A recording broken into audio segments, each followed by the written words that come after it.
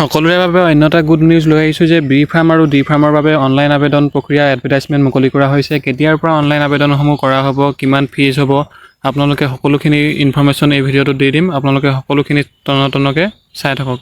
ইয়াতে Srimanta Sankardev university of health ছায়েন্সৰ ফালৰ পৰা এই এণ্ট্ৰেন্স এক্সামৰ এডভাৰটাইজমেণ্টটো মুকলি কৰা হৈছে। ইয়াতে diploma in pharmacy D farm আৰু বেচেলাৰ অফ ফাৰ্মাচী বি ফাৰ্মৰ কোৰ্চখিনি মুকলি কৰা হৈছে। এতিয়া পোষ্টৰ সংখ্যা কিমান আছে, কি কথা, সকলোখিনি ইনফৰমেশ্যন এই ভিডিঅ'টোত পাই যাব। ইয়াতে শংকৰদেৱ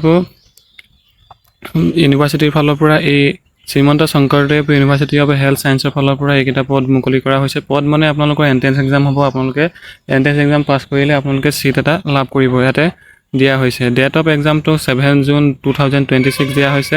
এক্সাম চেণ্টাৰসমূহ কৈ দিওঁ: গুৱাহাটী, ডিব্ৰুগড়, শিলচৰ, যোৰহাট, বৰপেটা, তেজপুৰ, ডিফু, লখিমপুৰ, নগাঁও, কোকৰাঝাৰ, নলবাৰী, ডিব্ৰুগড়, ধুবুৰী, শ্বিলং, আইজল, ইটানগৰ, আগৰতলা, ইম্ফল, ডিমাপুৰ এণ্ড গেংটক। অল আছামত ইয়াতে নৰ্থ ইষ্টৰ বাবে সকলোখিনি দিয়া হৈছে। চেণ্টাৰ আপোনালোকৰ যিটো ওচৰ হয়, চেণ্টাৰ হয়, সেই চেণ্টাৰটো আপোনালোকে চিলেক্ট কৰিব লাগিব। তাৰ মতে আপোনালোকে এণ্ট্ৰেন্স এক্সামটো দিব পাৰিব। ৰিলেটেড আৰ্টিকল এইটো BSc নাৰ্ছিঙৰ এডমিশ্যনৰ ফালৰ পৰা মুকলি কৰা হৈছে। ৰিলেটেড আৰ্টিকলটো ইয়াতে দিয়া হৈছে। Nationality application must be Indian citizenship হ'ব লাগিব। ইয়াতে এজ লিমিটটো দিয়া হৈছে 17 বছৰৰ পৰা হ'ব লাগিব আৰু এজ কাউণ্ট কৰা হ'ব 31 ডিচেম্বৰৰ পৰা। ইয়াতে 31 ডিচেম্বৰ দিয়া হৈছে। তাৰপিছত আছে ৰেচিডেঞ্চিপ, ইয়াতে পাৰ্মানেণ্ট ৰেচিডেণ্ট চাৰ্টিফিকেট ইয়াতে থাকিব লাগিব।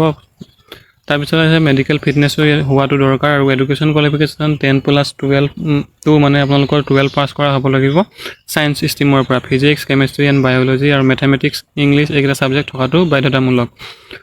এতিয়া আহিছোঁ, যিসকলৰ কোৱালিফিকেশ্যন আছে তেওঁলোকে নিশ্চয়কৈ আবেদন কৰিব আৰু যিসকলে এইবাৰ হাই ছেকেণ্ডেৰী ৰিজাল্ট নিদিয়াৰ আগতে আবেদন কৰিম বুলি ভাবিছে তেওঁলোকেও আবেদন কৰিব পাৰিব। এপিয়াৰিং বুলি চিলেক্ট কৰিব লাগিব। অপশ্যনটো আহি যাব যেতিয়া অনলাইন আবেদনটো কৰা হ'ব। এতিয়া ষ্টাৰ্টিং কৰা হ'ব। ইয়াতে আবেদনৰ যিটো তাৰিখ হয় ষ্টাৰ্টিং, ইয়াতে 20 মাৰ্চৰ পৰা আবেদন প্ৰক্ৰিয়াসমূহ ষ্টাৰ্ট হ'ব আৰু লাষ্ট ডেটটো দিয়া হৈছে 30 এপ্ৰিল। ডাউনলোড এডমিট কাৰ্ড, যিটো এণ্ট্ৰেন্স এক্সামৰ এডমিট কাৰ্ড হয়, এডমিট কাৰ্ডসমূহ আপোনালোকে 20 মে'ৰ পৰা ডাউনলোড কৰিব পাৰিব আৰু ডেট অফ এণ্ট্ৰেন্স এক্সামৰ ডেটটো হৈছে 7 জুন 2026। অফিচিয়েল নটিফিকেশ্যনটো চাই লওঁ। ইয়াতে গাইডলাইনছ কিছুমান দিয়া হৈছে, অফিচিয়েল নটিফিকেশ্যনো দিয়া হৈছে। ইয়াতে নটিফিকেশ্যনত ক্লিক কৰিলে সকলোখিনি ইনফৰমেশ্যন পাই যাব। ইয়াতে যিসকলে BSc নাৰ্ছিং কৰিম বুলি ভাবিছে বা আপোনালোকে ডি ফাৰ্ম, বি ফাৰ্মত আবেদন কৰিম বুলি ভাবিছে নিশ্চয়কৈ আবেদন কৰিব। সম্পূৰ্ণখিনি যেতিয়া অনলাইন লিংকটো আহি যাব তেতিয়া ইয়াতে সকলোখিনি ইনফৰমেশ্যন পাই যাব। ইয়াতে ডিষ্ট্ৰিবিউশ্যন মাৰ্কছ, ইংলিছ, ইয়াতে সকলোখিনি 25 মাৰ্কে থকাটো বাধ্যতামূলক। ইয়াতে থাকি যিসকলৰ মিনিমাম ইমানখিনি মাৰ্ক আছে তেওঁলোকে আবেদন কৰিব পাৰিব। অনলাইন আবেদন কেনেদৰে আপোনালোকে নিজৰ মোবাইলতে কৰিব পাৰিব সেই বিষয়ে অন্য এটা ভিডিঅ'ত জনাই দিম যেতিয়া অনলাইন এপ্লাই লিংকটো মুকলি কৰা হ'ব। এই ভিডিঅ'টোত মাত্ৰ ইনফৰমেশ্যনটো দিয়া হৈছে। নেক্সট ভিডিঅ' আহি আছে অতি সোনকালে। আশা কৰোঁ আপোনালোকে বুজি পালে। ইয়াতে আৰু HSLC যিটো কোৱালিফাইং মাৰ্ক হয় 45% মাৰ্ক হ'ব লাগিব ফিজিক্স, কেমেষ্ট্ৰি এণ্ড বায়'লজি।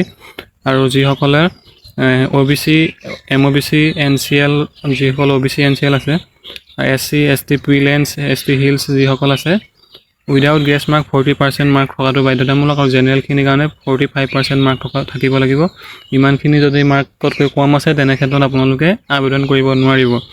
ইয়াতে কোৰ্চৰ নেমখিনি দিয়া আছে: bachelor of medical laboratory science, bachelor in medical radiology and imaging technology. তাৰপিছত আছে বেচেলাৰ অফ ইমাৰ্জেঞ্চি মেডিকেল টেকন'লজিষ্ট। ইয়াতে bachelor in anaesthetics and operational technology ইয়াতে সকলোখিনি দিয়া হৈছে। Bachelor in dialysis therapy technology, bachelor of physiotherapy BPT ইয়াতে দিয়া হৈছে। বেচেলাৰ অফ অপট'মেট্ৰি অপটম ইয়াতে সকলোখিনি দিয়া হৈছে। কোনটো কোৰ্চত কৰিম বুলি ভাবিছে আপোনালোকে নিশ্চয়কৈ কমেণ্ট কৰি জনাব।